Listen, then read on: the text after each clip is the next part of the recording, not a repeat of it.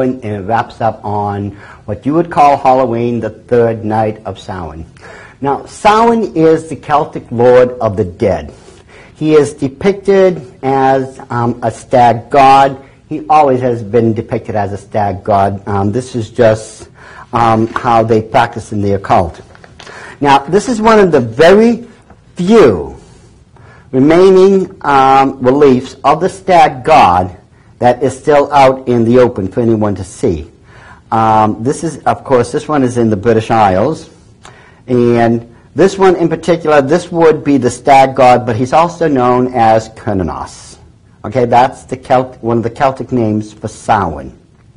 Now, one of the statues of Samhain is, as I said, depicted as a stag god. You notice the antlers and everything. Now, the stag god of the occult world, as has already been pointed out, is nothing else but Nimrod. Nimrod was eventually depicted as a god that had one horn, like Moloch. Some depicted him as having antlers like this stag here. This is just one of those ancient representations of the stag god. Now, during the nights of Samhain, and the Nights of Samhain came about because of an ancient nomadic people known as the Celts. Now, the Celtic people came into the British Isles and throughout Ireland, Scotland, that entire region, around 900 BC, and basically held all sway and authority in those regions till up and around 900 AD. So almost 2,000 years there, they were in control of that region of the world. Now, the Celtic people, these warrior nomadic people, had a priestly class like just any other major culture you can think of. Their priestly class was known as the Druids. Now, from the Gaelic, Druid means men of oak. This is why the oak tree is still the most sacred tree in the Illuminati world. And it is the same oak that you will find the Illuminati owl at the Bohemian Grove is made out of. That is a 40-foot oak Illuminati owl. Now, the Druids literally held all sway and authority in the Celtic tribe. Because they were priests, they were exempt from going to war. But part of their duties of being a priest was they were supposed to read the entrails of animals and tell you if it was a good time to go to war or if it was a bad time to go to war. They also had the authority to tell people when they could get married and who could get married. They could tell you if a person was and should be allowed to hold some type of officer or some type of authoritarian position within the tribe. They could tell you who could and who could not be allowed to worship at their temples. Now, one of the most ancient of temples that still exists today is that of Stonehenge. Stonehenge is a megalithic stone circle. It was at places like these that the Druids would go and worship their stag god. Now, this happened 8 times a year on the major Sabbaths and the minor ones. Stonehenge is difficult to date. The archaeologists, as far as they understand right now, it probably dates back to somewhere around 3000 BC and was built in 3 consecutive building orders. You know, first it was a smaller part, and they built it out, and they built it out again. Now, Stonehenge is made out of a rare blue granite material that can only be found, I think it's about 70-something miles away in Scotland. And the problem is, how did they get something that weighed over 4 tons, some are even up to 10 tons, I believe? How did they move something that heavy, all that distance, over the river and over the grounds to where it resides now? Now, of course, there's various myths and legends, you know, my country. One in particular that says the most powerful wizard in history, Merlin, actually summoned, you know, those great megalithic stones and, you know, made Stonehenge. Well, it's a fanciful tale, but that's all it is. The one interesting thing about Stonehenge, aside from the fact that it's not just a temple complex, it's also an astrological observatory, and it's also the place where the Druids practiced the rites of human sacrifice 8 times a year. Archaeologists have already unearthed underneath Stonehenge more than 4,000 human skeletal remains. Now, Stonehenge, believe it or not, is a small stone circle. There were literally, there were hundreds throughout that region, and one of the biggest ones, and part of it still exists today for people to look at, is the one in Avesbury. The one in Avesbury is more than a mile in circumference. Now, if Stonehenge is a small one, you can only imagine how many bodies, human sacrifices, the remains must be under Avesbury. But anyways, on the nights of Samhain, Druids would gather at Stonehenge, and they had previously taken gourds or turnips. In America, we use pumpkins, and hollowed them out, and they would fill them up with human fat.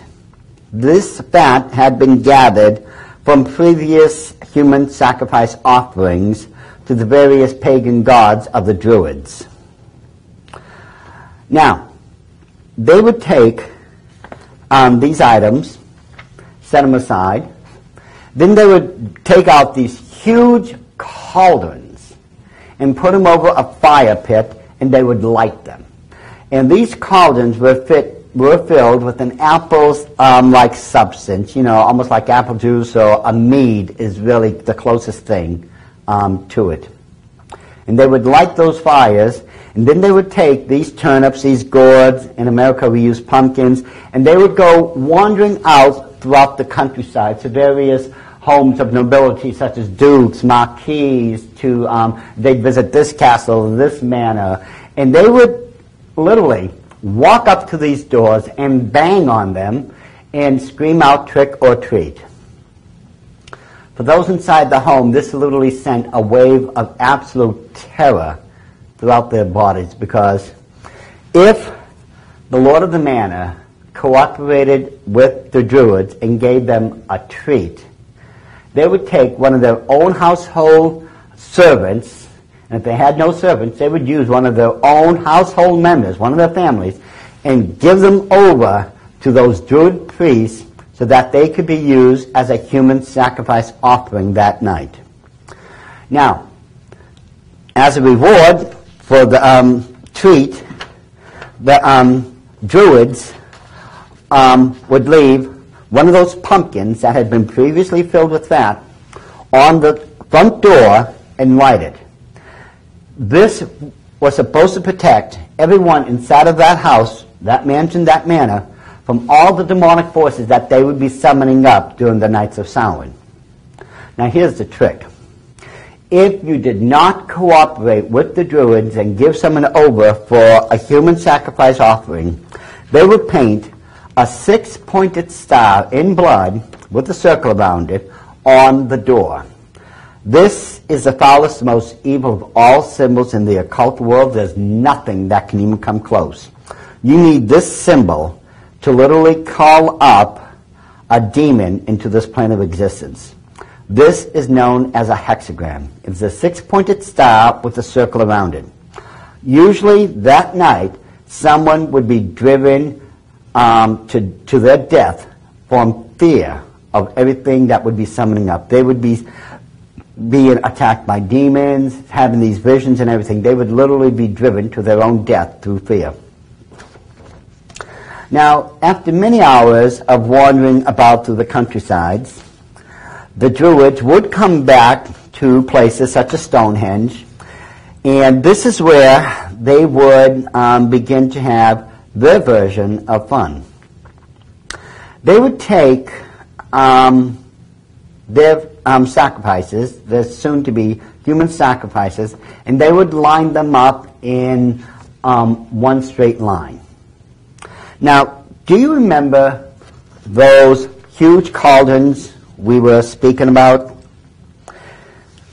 It would be cauldrons such as these huge cauldrons that had been previously filled up with that apple cider or mead-like substance, and the Druids would take apples and throw them into these cauldrons. Now, I want you to think of something first before I continue. The boiling point of a liquid, in this case, is 212 degrees Fahrenheit. Literally speaking, it could melt the flesh right off of you. And so what the Druids would be doing, they would be taking apples and throw it into those cauldrons. Then they would take one of those people and bring them up to the cauldron and say, now if you can take one of those apples out in between your teeth on the first try, we will let you go. Now, think about this. How many of you would actually take the opportunity to try to grab one of those apples in between your teeth so that you could leave alive? Well, at first, most people would say, sure, I would do it. But you have to remember also, that cauldron has been boiling away for hours and hours and hours. It has reached the boiling point of 212 degrees Fahrenheit. It could literally melt the flesh off of you. Now, would you dip your head into that cauldron? And most people would say no. However, most of those poor victims back then did it. Because, you see, that would be the only chance that they had of escaping and living. There's no other choice. If they wanted to have a chance to live and go back to their families, they would take it. Of course, the problem would be, once they dipped their heads into that liquid, I mean, oh my goodness, medically speaking, from my medical background, I can tell you the damage was horrific, you know. Not just the third-degree burns and the scarring alone that would happen afterwards, but the 212 degrees liquid going into the ears would give them permanent hearing loss. Into their mouths, they would have respiratory damage for the rest of their days. If any went in between the eyelids, they'd end up blind or near blind. I mean, the horror of what the Druids considered to be a game is reprehensible in the least. But for those who actually grabbed an apple, the Druids cut their binds off immediately and sent them home. However, if you did not grab an apple in between your teeth on the first try, they threw you on the ground and beheaded you right there on the spot. And the archaeologists have found many of those remains of those people underneath Stonehenge had indeed been beheaded. Now, before the Druids had set out on their nightly vigils for those 3 days to practice and worship during the Nights of Samhain, a week before that event, they had sent the Celtic warriors throughout the entire regions and had them gather up thousands of wicker reeds. Now, I'm sure many of you have seen wicker used before, such as in, wicker furniture or in baskets that was used for the little baskets for Easter. Some people in the martial arts are using wicker reeds. Wicker is a very durable substance. It bends and gives, and it really is something you can work with. Now, after those reeds would be brought over, the Druids had built these huge human-like effigies. I mean, they were 20, 30 feet tall, and they had cages built in them. This human effigy was known as the Wicker Man. Now, the Wicker Man, as I said before, resembled that of a human being, and there were various cages running throughout it where they would put animal offerings, some had food offering, the rest of it were where they put their human sacrifice offerings. They put them inside of the Wicker Man. Then afterwards, they would call upon their god, one of their false gods known as Kernos. And one thing I forgot to mention, if they didn't have enough room